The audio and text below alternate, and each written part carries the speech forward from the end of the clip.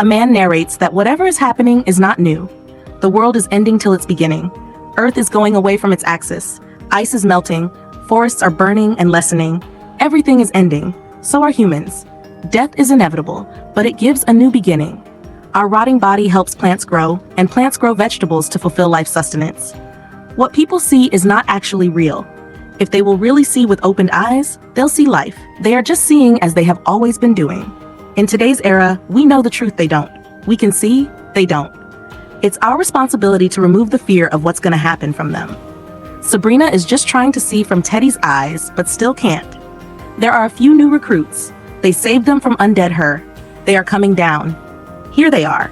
He asks not to fear anything and welcomes them to holding. They thoroughly see as first impressions. Wes looks at a painted wall. A man turns on a recorder. He's recording for Teddy. He's not here yet, but the feeling of his presence is always here. His speech is running on speakers. They have forbidden outsiders to keep weapons. He asks what they were doing at the road. Where have they come from? Teddy would want to know which way has led them here. Lucy checks out people working on growing food.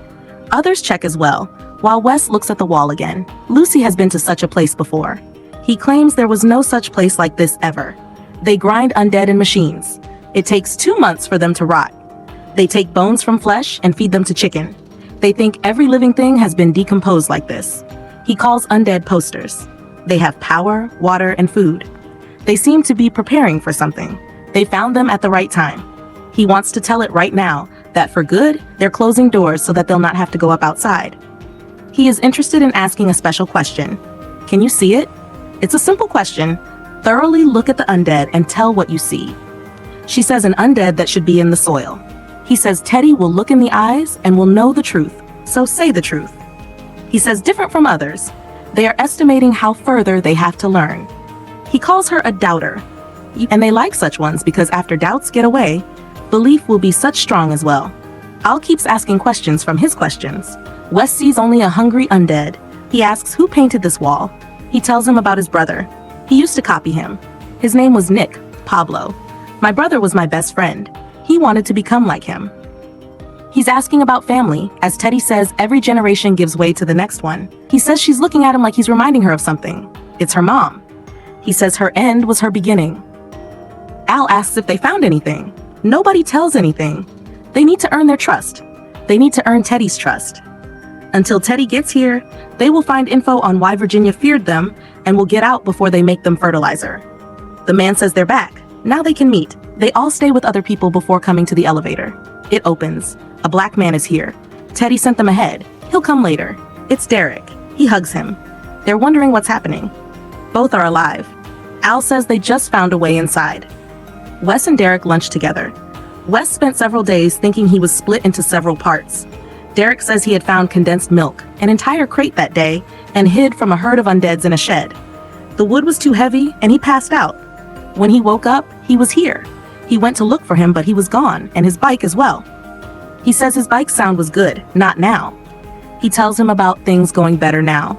He paints to show people what he sees. He says those messages on trees they painted were meaningless. Teddy made him understand, and it has meaning what he's doing here now. Wes asks what he's doing. He says he's not ready for the answer and will see him after shift at dinner. He gets up and gazes at the painting. Lucy comes along and asks him to be careful. Wes thinks Derek doesn't know about Tanktown. Lucy tells him when people believe in something, they do things we think they'll never do. A girl is taking vegetables, another is serving, and they're having dinner maybe. Wes says it might be like this, that these people are not dangerous, or they were only fighting Virginia, or Virginia was just scaring them. Al says what happens in that tower, they did it. She's gonna ask him. He's here, he told him about Alicia. That man whispers to him. He has to go topside for a while and leaves with him. Al asks if he knows Derek's room. Today they are gonna skip dessert. They get in there and search everything. Al can hear something across the wall. He checks boxes and one of them has maps. Al sees them. These are Isabel's CRM maps. Al says it doesn't end at Ginny. These coordinates in the diary are of Tanktown. And there are logs of when Virginia was sending people to Tanktown and other settlements. Derek knew what he was doing. She asks, sorry? Wes says they will have to open his blind eyes. He's painting on the wall. Wes gets here and says that he did those attacks on settlements. He asks for a reason. Derek says you will not understand because you're not ready and can't see yet. He says to make a new beginning, everything topside has to die. He tells him about Tanktown and how shrapnel almost killed him. He killed those innocent people topside. He knows him, but it's not him. He asks him to go with them. Derek says they used to live like topside settlements, but he want to live on here now. He asks him to go with him to Morgan Jones. Derek acts shocked or joyous on hearing Morgan Jones. He says he's got to trust his brother. For his new beginning, he will have to go with him. He says if they catch them running, they'll kill. Wes says then we'll not get caught at all. They are leaving now. Al says she and Dwight had kept a few boxes at cities a few kilometers south. Alicia asks, and he says this bag has maps and coordinates of those places they will attack. As the elevator opens, she aims at him. Wes says he'll not betray. Here they are. They are surrounded. They bring them into a room. This room has embalming equipment from a funeral home. The man says they will not become a part of their new beginning if they only tell him where Morgan Jones is. They will first go with Wes. The man starts the machine, takes extracting pin. Derek is here and asks him to tell him. Otherwise, they'll kill him. Wes says, you were betraying. Derek says he didn't want to go. There's meaning in what he's doing here, and Wes should be here as well. He can see Teddy's truth as well. As he moves with him out, they get before Undead. He asks if what he sees. Before that, Wes has a question that did he know from his people in the oil fields that he was there. Derek says people are people, now asks what he sees. He says he's seeing someone exactly like it. Still walking but empty inside. He was talking about him. Tries to take his gun. Derek aims at him. Wes asks him to not do it and pushes to Undead. It bites him well enough to kill soon and instantly. He dies. He says he loved him and puts him to rest. The man hears the gun sound. He's here and takes him at gunpoint. Alicia asks about Derek and says she's sorry. He's as well. Al opens the back door and they lock the door behind them. Torch on, and this place is filled with tied and chained undead. These all are embalmed. They can go across them. They move among across them towards the exit door. There's a CRM soldier. Al asks them to go ahead and checks its face. Kills it, and there's fluid coming out of the body. Embalming fluid is here, and they can burn this place. Alicia asks others to bring those to Morgan and go. Lucy says they can leave her.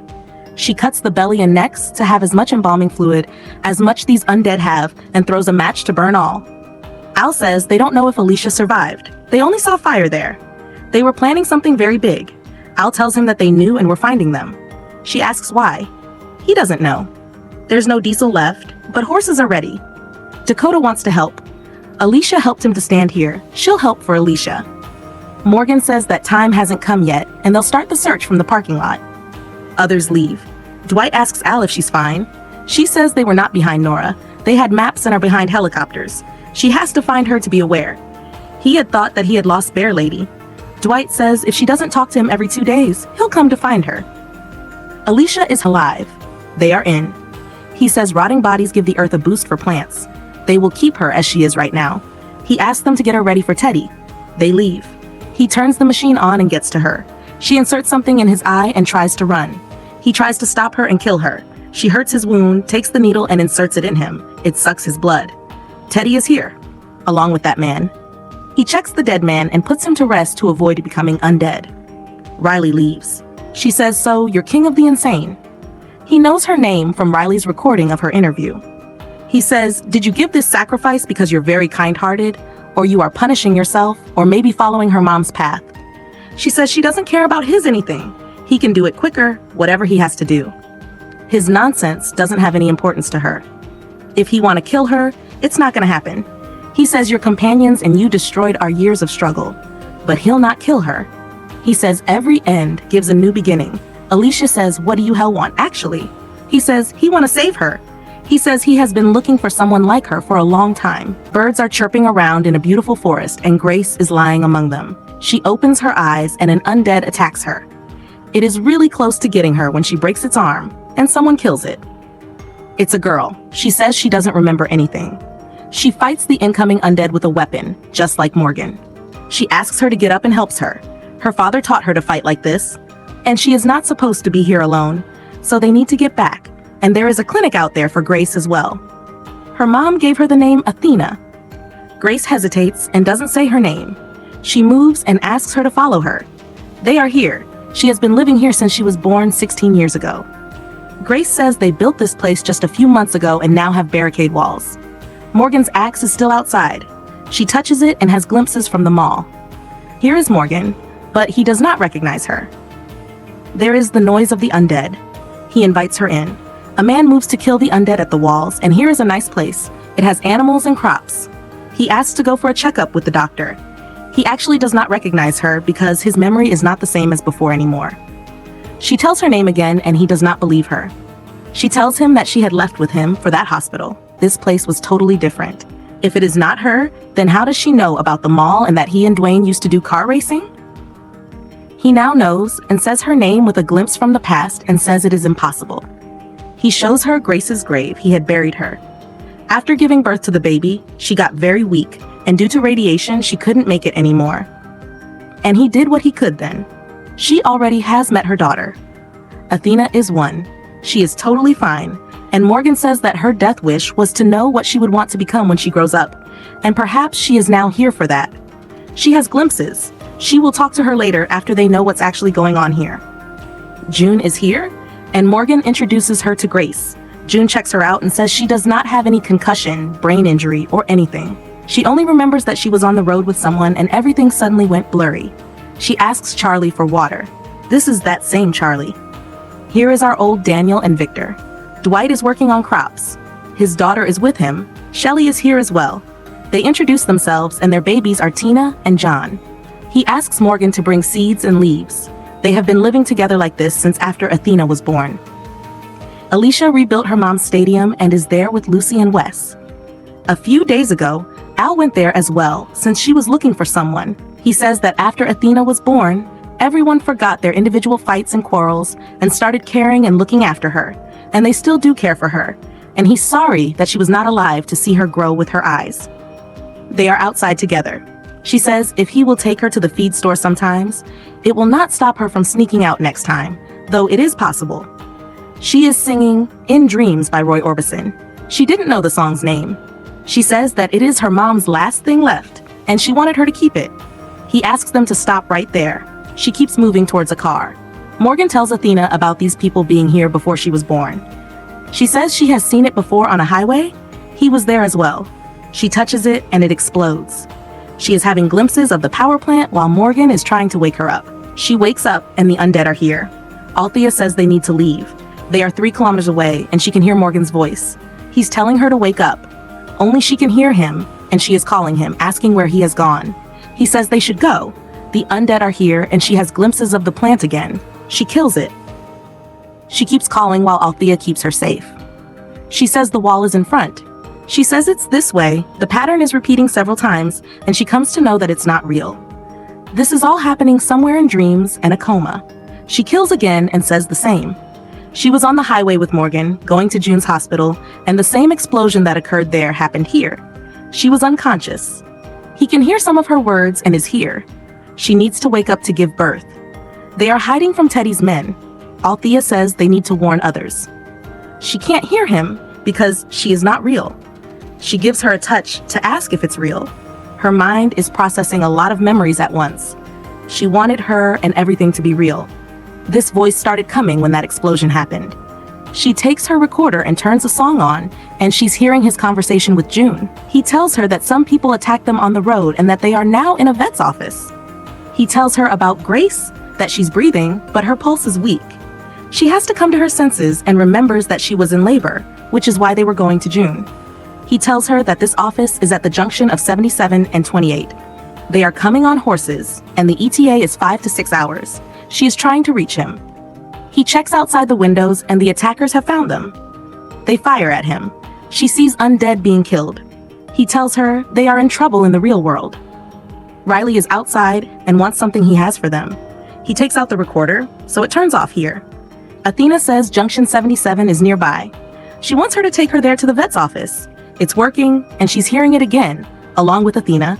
They're seeing the attackers, and she is in pain. Both are in pain. He's taking her somewhere while Riley is here, takes out a knife, and attacks her.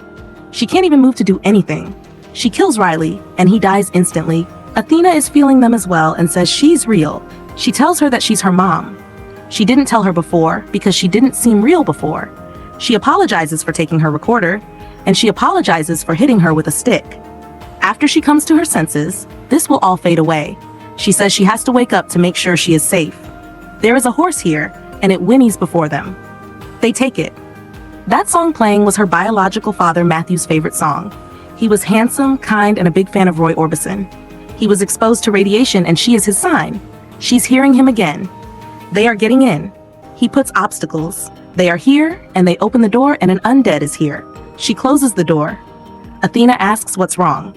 She tells her about this dreamy world created like this, and her grave there in the dam is because she's sick like Matthew due to radiation, and now she doesn't have much time left. She can't be cured of the radiation. Now Grace knows that she is strong and will survive and thrive in the world alone. Athena was outside when they met because she thought if she brought seeds, he wouldn't have to. She wants them to stay with her. Undead Riley and his men are here and step forward. She says to spend this remaining time with her. She will fight. They are slow in coming. They remove barriers and are in front of him. He warns them to turn back and leaves without the key. Because of Morgan, their two friends and a bounty hunter are dead. He moves ahead, and so do they. They fight them. One down, the second as well. One of them falls on her. He kills the third. She kills the same one as well. She kills two of them, beats the third, and kills him as well. She hits Riley's right shoulder. He steps back, bleeding. He says he can't stop them and leaves. She gets to her and sees she has the key given to her by Morgan and calls it the cost of the price. She dies here and is breathing in the real world. Undead Riley gets her to the wall. He tells June that she's not breathing. Seeing Matthew and Morgan, Riley says they're both already dead. His men stand up again. He is working, trying to get her heartbeat again. But there is no sign yet. He says he'll never give up on her. Someone kills Riley. Her father is here. He gives her a hand to get up. He is onto it. Across this door is the real world. He hugs her. He gets closer to check her breaths and sits with her. He hugs her and asks her to remember this time as she grows up. He gives her recorder to Grace. She loves Athena, kisses her hand, asks her not to be afraid, and now she needs her to let go. She gets to the door, moves across, and comes to her senses. She says she had to come back so that Athena could be born. She tells him that it's a girl, a daughter. She thinks she will not survive birth. He says he has seen it, her future, and that everything will be okay because of her. She has left a playlist of songs to make her feel that she is with him. He brings her water. He asks about her dream. She says in the last moments, people see some things that they can't understand. She says maybe it was real. He giggles and smiles. He gets her up as a car breaks the door, stops, and Riley has a gun. He throws wood, asks him to move back, and demands the key or he will kill her. Morgan asks what the key opens. She asks him to give it because the baby is the future and the key is not. She screams at him to give it. He gives it and Riley leaves with it. Morgan asks her if she's okay. She says she will bring everyone together. She knows it. He says okay and stays with her during labor. They listen to a song, a candy-colored clown they call the Sandman. Straightforward to I close my eyes and I drift away into magic light. I softly say a silent prayer like dreamers do. Then I fall asleep to dream my dreams of you in dreams. It fades out. She is not crying. She keeps asking him. He gets up with her, gives it to her, and says, I'm sorry. The baby is dead. Her Athena didn't come into the world. He says he's not getting it. What she had seen were not her last moments, but hers. She had thought it would all happen differently, but that was all a dream. We see 2 eggs squeezed by an undead, and then he's squeezed himself, and among them, June is coming. Morgan is here to welcome her with a hanging face. He says she's hidden in the old church and is not meeting anyone, including him. The baby would have been alive if she were there. Even if she would have reached, nothing would have changed. Her baby took all her radiated germs into herself, so she survived. She's only a doctor here to check her. He's being stubborn to let her in. He says she needs her, or she needs to for her own satisfaction. He says she couldn't stop herself from killing Ginny and wasn't here when they needed her. She leaves, and he gets back inside. There is an undead. She kills it for fuel, but Teddy's men have taken it all. She marks this place as checked. In her pocket, she pulls out a letter, John's last letter. She still hasn't opened it. Someone is here. Dwight. Sarah is working on building a hospital. She's trying to figure out who is against them. It has nothing to do with what Morgan said. He was on guard duty. He says he's alive today because she and John helped him at Gulch and because she's here alone. He didn't feel right. She killed Virginia and came to this place when John had asked her to run with him. She always thinks about it. If she had listened to him, he would have been alive. Sherry is with her. She wanted to come along. She asks them to keep talking and looks for fuel. The painters took it all. She has to meet Ginny's old lieutenant. There's someone else with him. He fires at them. June wants him alive for intel. She breaks the rearview mirror and uses it to see him. He blows it up. Sherry fires back. Undead are here. She sees his lead while they kill the undead. She gets up. Nobody is here, but there is a van. She gets to it. It's locked from the inside. She breaks the window, puts on a jacket, and gets inside. She turns the torch on and sees a lot of investigative clues about Teddy. The man is behind her with a shotgun. He asks if she's one of the slogan painters. She says they might be on the same team. He wants her to run away with her friends. He has been here since the garage caught on fire, but if those people suspect anyone, they change their plans. She says she can help him. She tells him that he missed one in the south, Orchard. He asks her to prove it by taking him to Orchard, as they are on the same team. They move in his truck. He stands with a gun at her and calls her sweetheart. She says, "Don't call me this." He says he did not ask her to come here and waste his time, so she can be grateful to him by just driving, and says, "Sweetheart" again. She gives it terrible moves and stops, aiming at him. He sees the gun and says it belongs to him because he's John Dory. They are on their way. Sherry stops and proceeds for fuel. It's empty. She throws it. She just wants to end it all by finding June and complains about his coming along. He was tired when he was looking for her and was thinking about ending everything. And he's here today just because of June and John as a couple and thought it was possible that they could meet as well. She gets on her horse and he stays behind. The way John talked about him, she thought he was dead. The last time he met him was 12 or more years ago. She asks if he will not ask where he is now and what he did in the last 40 years. He already knows it by seeing her mourned face, 2 wedding rings, and a gun. He wonders if he was in the police as well, so he didn't learn from his father. She comes to take her jacket. She has to go back for it. He says he will not burn fuel for just that jacket. The jacket has a letter she didn't read. He says she can bring it, but this RV will only move forward. She gets on the seat and starts. He asks her to stop. There's an undead stuck. He asks her to start the engine and press the accelerator. She starts it, and it makes it worse. He asks her to turn the engine off. It's still there.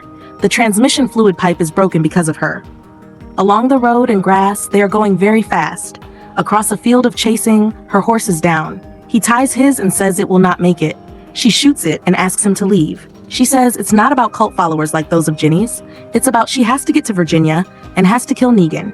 She will find him to kill. She came along with him to say goodbye. He says he understands. She helps him find June. He will help her. But they will go at his speed now to let this horse live. They go on it, and on the way, they find June's jacket and move forward. He has set them in a pattern. He tells him it's him in the paper and Teddy Maddox, a psycho-killed mortician who got a life sentence. She tells him that in the 1970s, Teddy used to say the same thing, end is the beginning. He had found a chance then to kill him, and it's not too late now as well. He found those words a few years ago and went to jail, and his cell was opened. He sent him to jail by trapping him for good. She says he came after 40 years to see his enemy, but didn't come for his own son. He says by not going to the cabin, he did good for him. June says Hill is hiding in that cabin. He doesn't want to go because he left his son there 40 years ago. She found and lost her husband there, but she is going to save lives and has to take back John's second revolver. These 2 guns should stay together. A black undead, Mr. Dory, kills it. He says it's Teddy's work. Teddy used to use embalming fluid to keep his name. He wants destruction. Teddy has an insane concept of the cycle of life, and embalming fluid is his way to break it. Reservation does not let people into the afterlife, he says. She's stunned that he is so insane. She checks his hand and tells him about being a nurse. He says they will stop at Bill's shop. He asks about her wedding. She tells him that they used candy wrappers. Mr. Dory had used the same, but a juicy candy wrapper for his mom. They are in the van and check out clues. They have left a note about going to the cabin. She says Hill must have a truck for her to take it. There might be diesel there since John had taken it when he ran. He says this place has quite changed since before. Butterscotch was Junior's favorite ice cream. He was fond of sweets. He was fond of movies. He always forbade him to avoid glasses. She cleans his injury. These guns have been in the family for 6 generations. First, John Dory brought them from the West. She tells him about Humbug's Gulch. They were married there. All their friends were there. She says John had written his initials on a wall here when he was a kid. They moved to see it. On her back, he closes her inside. She's his only family left. She says he thinks he's saving her, but he's just punishing himself. She says it's necessary to work together. He has gone. They are on the bridge and a truck is working. Dwight's grandpa had a '69 truck. She says in senior year, they got stuck in the mud while going for a bonfire and kept drinking until they passed out. He says, "Think if you get there and kill him, will she come back?" He asks if she's really ready to say goodbye. They hear sounds. He goes to the cabin. Nobody is here. He puts the gun down, checks out the stuff on the table, and sits on an old couch. He sees his kitchen. There's a sound. He goes out. It's an undead. He kills it. Afterward, Hill aims at him. He takes his gun, shoots it, and asks what the hell he's doing in John's cabin. He asks what he knows about the spray painters and Teddy. Hill only knows that their plan is very big, and they want to kill everyone. He gives him 5 minutes to leave with his stuff. Hill says it's his place now and resists. They struggle to take control. He stops suddenly upon seeing John's grave and is shot from behind. Someone kills Hill. He regains his senses and sees June and Sherry there. He goes outside and sees June with her jacket and John's letter. He smiles at them and checks out the truck standing outside. June is here. This truck was going to be his first vehicle after fixing it. He ran from him because he didn't care about him, but he did, just like he cared about her at Bill's. She was right about punishing himself, and along the way, he was punishing his wife and son. In the summer, he came back and saw him at Bill's. He was very calm, eating butterscotch ice cream. He had a very strange charm. He was afraid to erase it by staying with him. He came here, put 2 pistols on the porch, and never looked back. He never even said goodbye. She says, it's not too late for both of them.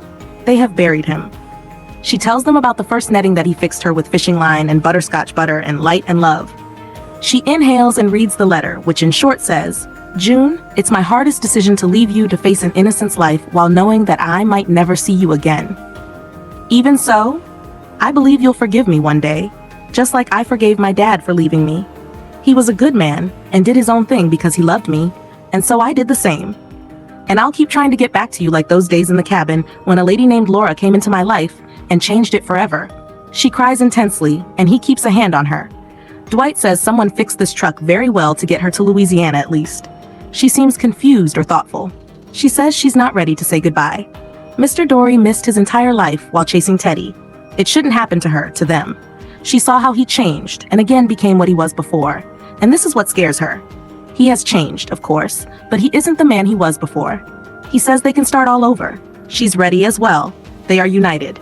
June goes to him and says these are his. John would have done the same. He wears them, gives a hand touch, and leaves. She opens the door, looks back at the cabin for a while, then gets inside with him. He helps Sherry get onto the horse, and they set off for their next destination. They are back at the dam. She introduces John Dory to him. He is very pleased to meet him and says his son saved him in several ways, and his wife did the same for him. She tells him that Mr. Dory knows about who attacked him and Grace. She wants a chance to do it here at this place. He says he was wrong about her and wants her to check on Grace inside. Dory says if he's doing what he wanted to do before, he will not stop until they all die. So they will work together now. There's news going on about the spread of the virus, and the government going failed. A prisoner turns it. He has pieces from papers and a photo of a woman. Suddenly, a man is screaming, no. The warden enters with a new crying prisoner. He asks George to not be afraid and says, your end is your new beginning. The officer asks him to get a nice man. Goes, sits in the corner, has his lunch, and suddenly all doors are opened and prisoners are screaming. Undeads are inside. They pass his cell and bite other prisoners. One of them gets to him. He says, no, and no. Has a pen in hand, so kills it with. Takes the photo and says he was right to be more patient, and leaves out of here. A speech is going on speakers, and Alicia is lying down in a room alone. He's talking about a loop. She hears it every day and several times. Riley is here to know if she's ready to accept what Teddy says. Gives her something eatable and leaves. She is going out a patient scale, and now remembers all the words of his speech going on. The door opens and he's here. He is here himself, since she does not do what he says. He says once he was locked as well. He has brought good news about their new place, but they need a stronger and more lasting place. He wants assurances from her that she has to be dedicated to his purposes. She says, you're gonna get opposites. Riley says they should kill her. He says, no, and holds from his balls and says she's going with him. She's disgusted. He fills the tank and closes it. He's taking her along for his personal work. He says she's important to his purposes, forbids to ever ask him again. Here's new recruits. He welcomes them. Here's _Dsakota. Tells Teddy her story about killing someone and attempting to kill her mother. He says she's going with them. He takes his key and wears it on him. Tells him if he doesn't return, he knows what to do. Dsakota says this is different than last time. She had gone into the city to find her along with Teddy's scouts and joined them when she could not find her. Alicia says she does not need her help. Morgan brought everyone together to beat these people. She has heard these people talking about supplies for years underground. She wants to kill him this way since he's old. Here they can't do anything. Dsakota says she knows about what keys open. He gets here, and they get into the car and get set on the way. He is taking her towards the stadium to get her to melt and get soft. He says the universe sends signs and says her coming here is not a coincidence. There is a reason behind that he does not know. They take a turn. A slide is being opened. It's the mortician's place, and he calls this body his mother. She died long before the apocalypse and will be part of his new beginning. He is taking her in the back of the truck. He says 3 of them lost their mothers, so he wants them to help him take her to her new home. In prison, he used to keep staring at this photo and used to be furious and impatient. Then it appeared that he was wrong about never going out. The world changed, and his freedom and a chance to make this world the way he wanted to see it, he got them. She says, "What do the keys open?" He says, "Their future."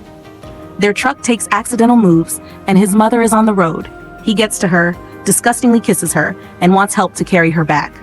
Here's the undeads. They take available weapons and kill them. He stops one close to himself. Someone shoots it and all the undeads. It's Cole. He's alive. Tells him that he's an old friend. Both are happy to see each other. He asks Riley on the radio for help, and there's no signal, so he goes to the other side to catch it. He's on the road for time. Along with him, Doug, Viv, and a few others from the stadium are still alive and know about Nick. Tells him about Lucy and Victor being alive as well. Asks what she's doing here with this rare lot of diesel. She's trying to figure out who Teddy is. He gets here and asks where to find a new car. He knows an auto parts shop nearby. Robbers put these out here. He once confronted them. These undeads are killed by them. Teddy says Cole will lead the way and wants his gun. He's not giving it to him. He wants him to give it to Alicia then. He gives it to her and they move. An undead is here. He kills it. He stayed in jail for 30 years for killing people who did not have his vision. Teddy knew a few people from Virginia's group. She killed one of them. She did not feel bad for it because she says she did not have a choice and says now things are like this. They have reached. He says she has his gun to kill Teddy. She first want to know what he's doing, and his group will do it if not him. He and his followers are making a banker with supplies for years. He invites her to join them. He is finding a way to pay for what Madison did for them. They are inside, and he's just staring at her. She asks if he's a problem. She reminds him of his mother. She will not join them in underground because he is wrong. Some people with guns and Cole surround them. He's one of them. They all remove their masks. These are all those who survived Stadium and say perhaps her mom should have let them die. They were attacked after 1 week of Stadium's fire, and many of them died while they were finding a way to look for them all. They went to a motel near 78, where some people waiting for them killed most of them, and only these she can see survived. Teddy says because of Cole, it has become necessary to end this world. She says there was another way. Cole and others died while looking for them, and eventually, with no options left, became this. Teddy says its cure is to get rid of such people. They say he's an easy kill. He laughs. They want him to keep moving. They fix the tires, and she is seeing them. He says he knows what she is thinking. Most of those her mother saved are dead, and the alive ones have gone worse. He says they both want one thing, and confident about her being that person he was looking for. She says she has no idea what he means. We'll tell when time comes. She says they can take truck and everything. Teddy says he will chase them. He asks Teddy that where exactly is underground. It's in his mind. Why does she want to save this worse one? Doug says they should go. He wants to know about underground for their good living. Teddy says his followers will complete what he has started. He gets him to truck and says he'll shoot this corpse. He shoots it. Now shoots its head. Teddy says it's not my mother. His mother is buried in family farm outside Grapevine. He lied to them. He calls it showing her truth. He wanted to find clues about stadium survivors and came to know few are still alive. He apologizes her for this. He invites her again. She has to find out what he's doing. Cole says with this diesel and truck, they will cross half country far from here. He says he will have to kill her as well. She says he can go to hell, asks her to get on knees. He's weird as hell everywhere. Doug and Viv get their aims on them. Cole says they can be a warning for others. Undeads are here. She tries to make them understand. While Teddy talks to them, she gets him. They all now fight undeads. They kill survivors, Doug and Viv. Teddy is enjoying this. She asks him to stop. Teddy asks her to shoot him. While he shoots undead, he's on her mark. She asks Teddy to shut up. Cole was saved to do something good but did worse. He tries to. She kills him before. He's dead. Says he's wrong. To make something better, everything doesn't need to end. Only such people should end. She kills their undead versions. This is not that easy for her. She says this is how world is working now. She killed him because there was no other way. Dakota says she never got a chance to believe into something. She had given her a chance. She lost it, just like these. Teddy is proud of her. She will not walk on his way. Her mother used to think of him as insane as well. When he was in mortuary school, his mother found his journals about why it's necessary to end everything.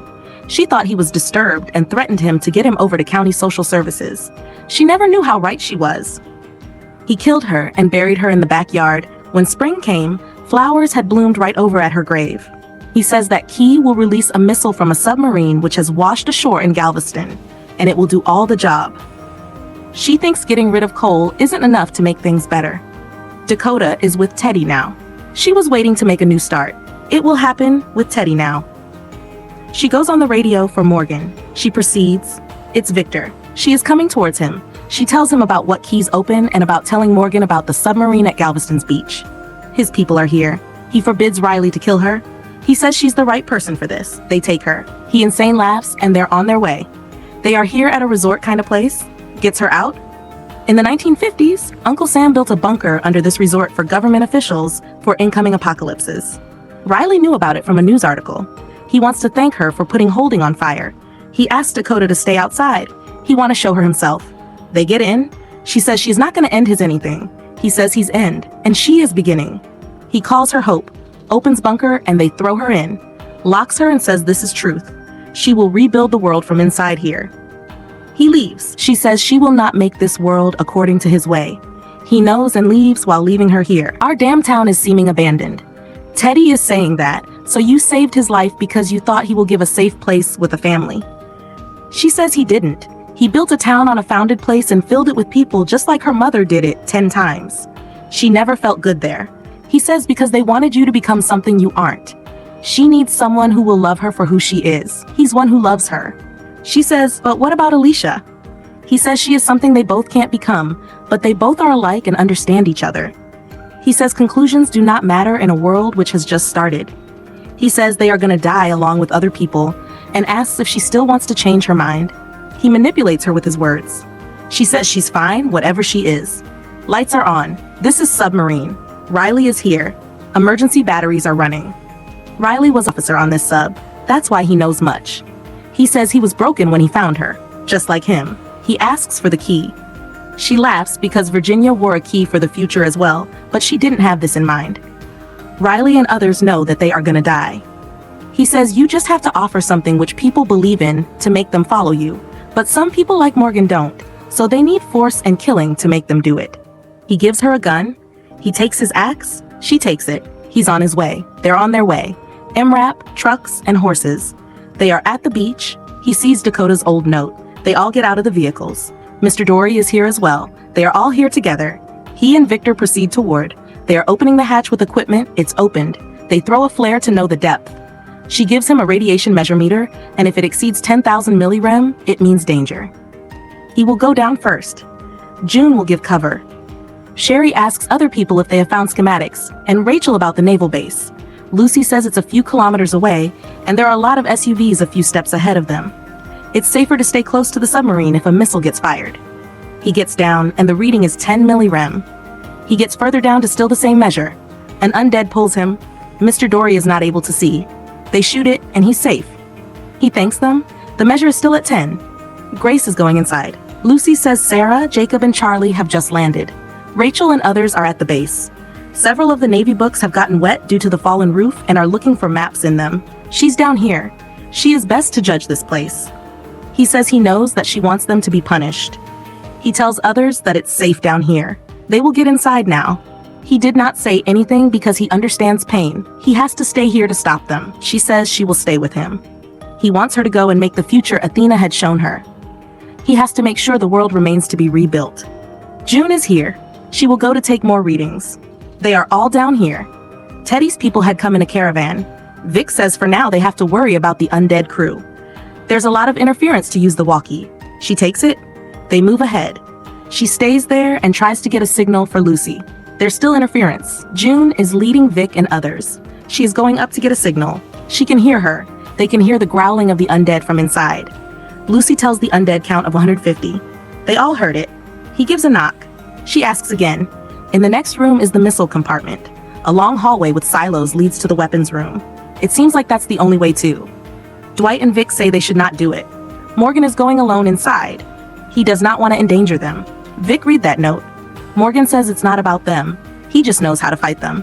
Mr. Dory is coming as well. They are all coming. They take a pose and get on to opening it. The door is opened and he gets inside. He kills an undead and kills as they come in front. It's 244 reading here. He asks them to come here. This room has missiles to erase an entire continent. Mr. Dory locks the door for any surprises from behind. Vic says they don't know anything about dismantling, so it's better to stay away. Mr. Dory says they should not underestimate Teddy. She asks Lucy about the silos room. Teddy is on the radio. He talks to Mr. Dory. He did not recognize it. Now he recognizes it and says if it's really him. Mr. Dory has a bullet for his head. He asks about Alicia. He tells him that she is safest and somewhere they can't find. Teddy will kill his own people. He asks Lucy to walkie everyone to get away from the submarine. Teddy says they both are taking everyone towards the end. Teddy is going to turn the power on. Charlie and others are going to the naval base basement. There's a knocking from across. They move towards it. Vic kills an undead and proceeds. Dwight and Sherry see the killed undead crew. They split.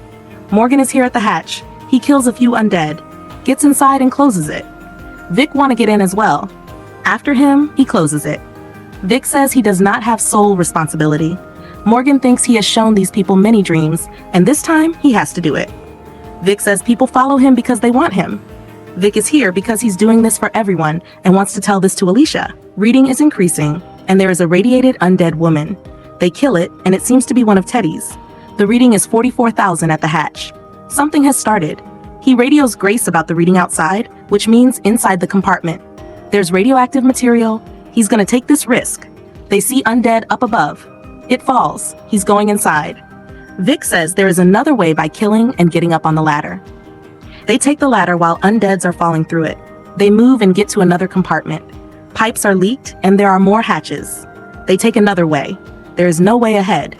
Vic sees undead. He recognizes Riley as a crew member. Morgan says there is no way now, and the undead are almost here. Vic says the message was for Morgan. He breaks his wood and pushes him into the undead and runs towards Alone. He gets to a clean compartment. Dakota is here. She throws an axe towards him. He says, "Don't make the same mistake you made with John."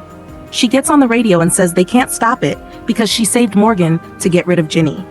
If she were with them, she would have had to follow Morgan's ways. They don't believe in his ways as well. That's why he killed him. Before dying, John had said there must be a meaning to all this, and it's still not too late. She tells him that Alicia is safe and people like him will not be in the new world. She is about to shoot him, but her shot misses him as Morgan gets her unconscious. Morgan says he gave that key for Grace and the baby. He tells them that he's fine. He gives him the axe and wants him to do it along. There's 2 minutes. This submarine does not have a way to stop the shot missile. He radios Dakota. The door is beeping as Mohan is trying to open it. He took all the cards from the officers, among whom Vic left him. He asks him to shut his bullshit. It still hasn't opened. It's the last card. At 2-3, they rotate keys. The hatch opens. Teddy presses the triggers and the launch is initiated. June and Mr. Dory move upwards. From inside and outside, they all see it going into the sky. Sarah, Daniel, and others see it. Riley moves. They could only launch one. That missile has 10 warheads and they will land everywhere around. Teddy says he was just him a long time ago, but Jail changed his purpose. He will not be alive to see the new world. He asks him to get out of here and asks Strand to let him go. He keeps wood. They could not have launched even one if he had got here faster and earlier. He says Vic only did that to show Alicia. He asks him to leave and stays alone here, seeing that key. He stands just there, knowing and waiting for the end to happen.